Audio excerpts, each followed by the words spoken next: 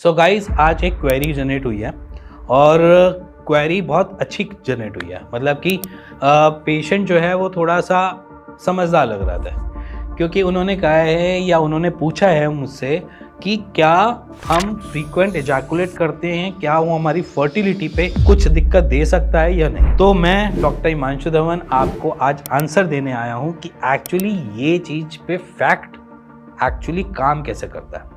देखो, अगर आपकी इजैकुलेशन बहुत फ्रीक्वेंट है ना, तो इट मीन्स कि आपकी फर्टिलिटी पे हैम्पर करेगा ही करेगा। उसके पीछे रीज़न देखो बेसिकली हमारे अंदर जो स्पर्म बनाने की टेक्नोलॉजी है ना, वो एक स्पर्मेटोजेनेसिस की वजह से है। कि मतलब अगर हमारे अंदर कुछ एक ऐसा प्रोसेस चल रहा है, कोई एक ऐसी फैक्ट्री चल रही है जो स्पर्म को बना रही है, उस पूरे के पूरे प्रोसेस को या उस फैक्ट्री को पूरा बनाने के लिए तकरीबन 90 दिन लगते हैं।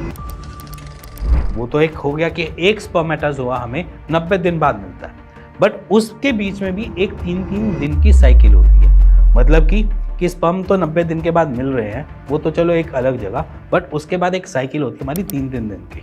3 दिन में मतलब कि आपके पुराने जो स्पर्म है वो डेड होंगे और नए स्पर्म नए आते रहेंगे। तो डेड न्यू ये वाला एक कॉन्टिन्यूटी का प्रोसेस चलता है।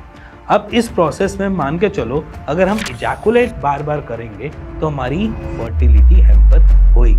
वो इसलिए होगी क्योंकि हमारे पास उतने अमाउंट में स्पर्म नहीं मिलेंगे जो हमने 3 दिन के बाद मिलने चाहिए थे, क्योंकि उसको तो हमने जल्दी इजैकुलेट कर दिया। समझ पा रहे हो?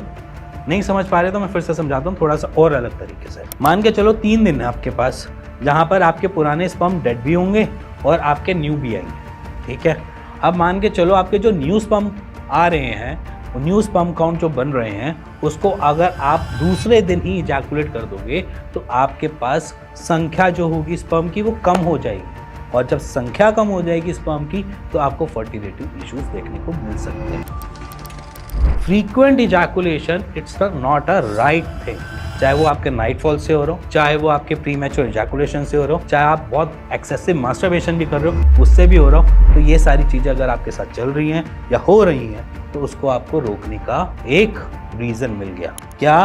कि आपको इजैकुलेशन हर 3 दिन के बाद करना है, या फिर मास्टरबेशन भी करनी है तो हर 3 दिन के बाद करनी है।